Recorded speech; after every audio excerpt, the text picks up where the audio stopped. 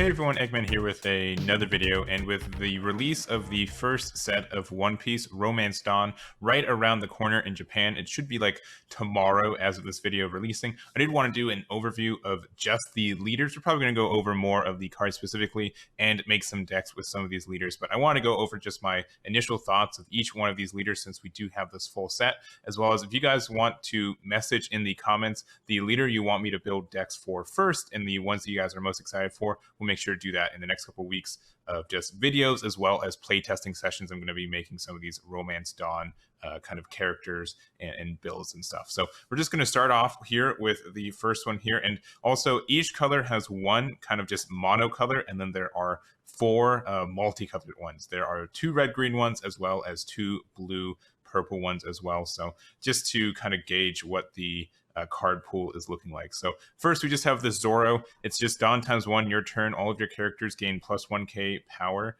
And this is, honestly, I know this is like a boring leader in the sense that it doesn't do a lot, but honestly, it's great. If you have like 5 characters on the board and you're able to go wider than taller, or just, which usually like red is trying to do based on my own experience, that's pretty good. Being able to have this one Dawn investment and get all of these characters getting this boost can be pretty impactful. And the only thing about it is that I don't think inherently there are a lot of red cards that let you re-swing with it. If there's a card that let you re-swing in red, this would be a lot better. But it is also a Straw Hat Crew tag, so that does help it. And I think it's fine. I think it's fine for what you're doing.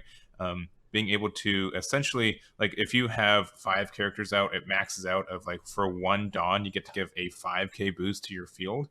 My only issue with this is that one, it's only during your turn. I think if it was both turns, it'd be kind of busted anyways. But also, red doesn't seem to be good at playing a lot of bodies, or it just plays like a medium range of bodies, at least based on the star deck meta, and that's fine. And it's just dependent more on if you can get some bigger boys and girls. But just even like having a, you can, if you have something with rush, this does get the boost from there too. And so I think it's again, it's boring. It's a boring effect that it doesn't do a lot, but I think it is kind of on brand for what red kind of does. And I think this is a safe leader for kind of just having a red aggro mid-range list. And that's all I got to say for it. It's fine. I'll probably build a deck for it, but it's not something like, obviously it's exciting that you want to build a deck around. It's just, obviously Zoro is a fan favorite character, so you're going to build around him anyways. And it's an okay effect. Next up, we do have the Trafalgar Law, and this is our first multicolor leader. Again, we do have 4 of them in the set. It has an active main once per turn for 2. If you have 5 characters, return 1 character to its owner's hand and play 1 character with a cost of 5 or less of a different color as the return character from your hand. And it also, since these are multicolors, and apparently for all of these multicolors, you start at 4 life, and that's, obviously to help balance the idea that you can build 2 colors in a deck. And again, deck construction is limited to the color of your leader, so you can only run red decks in that red cards in that Zoro list that we just looked at. And for Trafalgar Law, you can put red and green cards into your list. So again, it's just kind of a balanced thing. And I don't know how I feel about this guy. The big thing about him is that you get to get all this. If you have the setup for it, you're in a good spot. And there are some cards in the game that are, red or green, that are cheap, that help you like search other cards in their deck. And I think that will kind of help the idea of the deck. But if you can't get it started, then that's kind of the issue there. And something else too is that One Piece doesn't have a lot of inherent card draw in the game, like a lot, at least compared to like Dragon Ball Super and Digimon, both other Bandai card games. And so having the, being able to find your pieces to get here is kind of tricky, because you do have to have 5. You have to bounce it back to play something else on the board too. And I could just see like potentially just having too much time to kind of set up the combos with this, especially with 4 life. That's not worth it in the end. But I can be totally wrong. And my favorite thing about this leader, though, is it gives you kind of a challenge or like a quest to do. A quest is like a Hearthstone term. And it just says, okay, do this and you get rewards. And so you want to build a deck to do that. So I think a lot of people will, and I will probably try to build a list with him as well. It is just kind of, it just seems very tricky to have exactly 5 characters out, and then you can balance like a red card back to your hand to play a green card. So like to get the max value from this, you want to be running these 5 cost cards. But if you're doing that, then it's going to be harder to get these 1 to 3 cost cards out to be able to fulfill the effect of it too. So I don't know. I don't know how I feel about it. It's interesting, but the fact, like, one of the best things you can do is that you can have like a Bonnie from the star deck. You can use its effect to tap itself to look at the top 5, and then you can return it to your hand afterwards to play like the card that you find, right? So that seems kind of good. And we'll just, I don't know, we'll see if this is a combo, like these combos really go off for it. It seems a little tricky for what it is, but obviously there's not any like huge board clears. A lot of the destruction in this game is really single target, so I think that could also be on the other side. So interesting enough that I think a lot of people want to build around it, and obviously a fan favorite character again. So I think it's I'll probably build about it. It's not my most excited one, but it seems like an interesting challenge to do, and I'm all aboard for that. Next up, we do have the Luffy leader, and this is the one that also comes in the demo decks that have been at Anime Expo and everything. And I think this guy is honestly pretty good. Just right out the bat, he's just strong, being able to play red, green, and then just for 4, you can set one of your 5-cost Supernovas or Straw Hat characters crew to active, and that character gains plus 1k power for the turn, which is just good in a lot of ways. Like even just putting like a 4-drop Frankie down on your second turn if you go second, and then doing this the next turn is great. And the thing about this too is that if you have an effect that like restands a character like this, that means that you don't have to spend Dawn and cards in hand to necessarily play like another dude to potentially swing with again.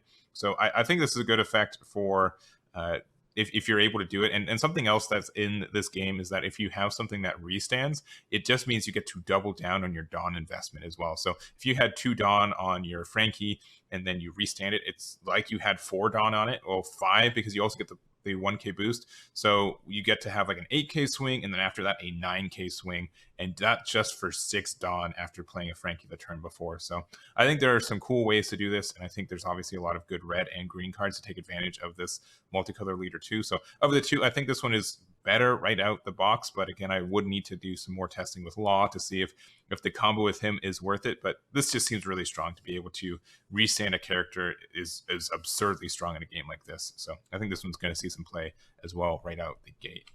Next up, we have Kozuki Oden. I don't honestly have a lot of opinions on this guy. He has active main once per turn. You can trash 1 Wano County, Wano Country. Jeez, I'm promised I'm getting up on the anime. I'm just past Alabasta. So from your hand, set up to 2 of your Dawn to active. So this can be useful, and being able to ramp or just untap the Dawn like this can be quite useful in a lot of ways to be able to build the board. And there's just like a whole archetype around this. So I think he's fine. I obviously need to just go into the archetype for it. And trashing a card from hand is honestly really expensive for what you're doing. But untapping 2 Dawn, I think, is worth the trash 1 from hand. So I don't know. I'm going to have to try this guy out, but in general, I think he's fine. It just depends if the archetype around him has enough to take advantage of it. But again, untapping 2 is great. So I think it's definitely worth looking into there. Next up, we do have the Don Quixote Doflamingo. I'm actually really excited to try this guy out, though he's either really good or really bad, in my opinion, which is why I want to test him out. So he has Dawn ×2 when attacking for 1. So essentially, you have to invest 3 Dawn for this effect. Reveal 1 card from the top of your deck. If it's the 7 Warlords of the Sea type character cost with a cost of 4 or less, you can play that card rested. And so obviously that is like a kind of a crapshoot to find that, right? There is some RNG, but there are just a lot of ways inherently in blue to stack the top cards of your deck, so you can find the cards that you want and go from there. So I think like it's fine for what it is. This is definitely like a going second leader. So like turn 2, you can play the Bartholomew, look at the top 3 cards of your list, put the second to top will be like the card you want to play. And then you get a 7k swing and build a body at the same time. It is rested, so your opponent can interact with it, but I think it's something that is worth investing into. And if you can consistently get this top decking where you're able to find the cards and get the cards played for free, which there are also cards like the 3-drop Doflamingo in the set, then I think it could be very, very consistent. So I really like this guy. I'm going to test him, probably one of my first testing sessions. I've already kind of got some builds brewed for him, and I think he's exciting. I don't know if he's good, but that's the excitement for it, right? I want to know if this guy's good, and I think that will be a possibility. So there we go there. And then we do have the Kaido. This is, again, I definitely lean more to a blue and purple kind of play style anyway. So this Kaido as well has, I have my eye on it. So Dawn ×1 your turn once per turn. When one of your opponent's characters is KO'd, you can add 1 Dawn card from your Dawn deck and set it to active. So obviously, there is some really good stuff. We do see already purple being fantastic with it. The blue side is kind of rough in the sense that most of the blue cards don't actually KO stuff, so we'd be leaning more on the purple side for this. But even just something like the big extra, or the what event card? Sorry, I can't keep up with all these card games. But like the event card, for example, the Bracho Bomber right here, it already ramps you 1. So by using this, you get to ramp it 2.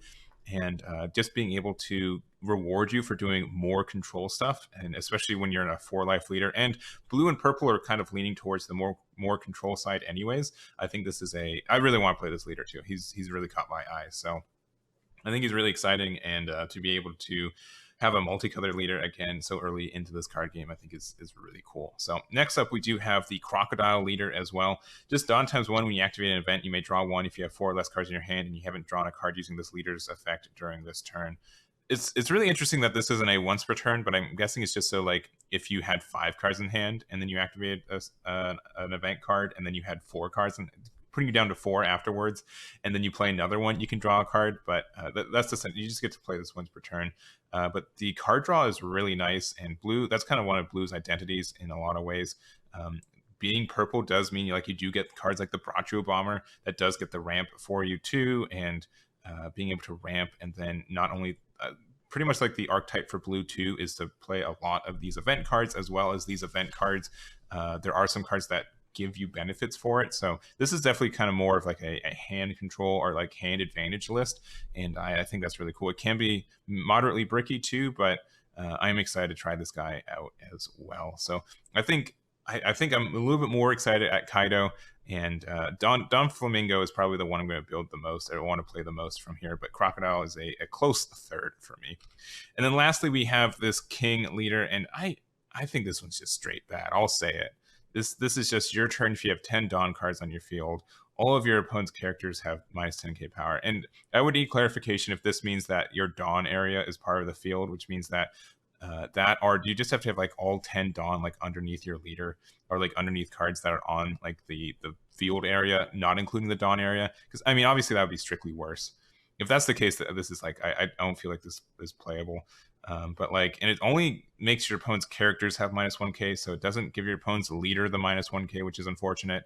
And it just seems, especially since like purple doesn't really seem to pop based on power, which is interesting. And also the effects of the like if you give something like it can go to negative power, unlike Dragon Ball Super or Digimon. If you give it negative power, it just stays at that negative power. It doesn't get KO, it doesn't get popped, doesn't get trashed, nothing. It just stays with that negative power until it's gone. So maybe if like you could have done, I don't know, I just don't see the synergies with this guy immediately, and I'm not honestly excited. Honestly, just the Kaido leader just looks better because it act like the effect of it just does something. Maybe if this had like 6 life, or maybe it was like a 6k power leader, something like that, I'd change my mind, but it's neither of those things, and I don't see the reason why you'd play this instead of Kaido. So if you guys think of a reason, or if there's a reason you think there should be, let me know in the description, or in the comments rather. But he just seems kind of bad. But these are just my overviews of the leaders after my first shot. Again, this next week we'll be starting our Romance Dawn testing as well, so make sure to be on the lookout for that. I'm probably going to build a Don Quixote, definitely a blue, purple Kaido, a red, green Luffy, and probably the Trafalgar Law too. Honestly, I'm probably just going to build all the multicolors. They just seem really fun and are quite the kind of deck building challenge as well. But that's going to be it for me. Let me know what you guys are excited for to test, what leaders you want me to build, and if you have any builds you want me to try, let me know. And that's going to be it for me. So again, thank you guys so much for watching, and I'll catch you all next time.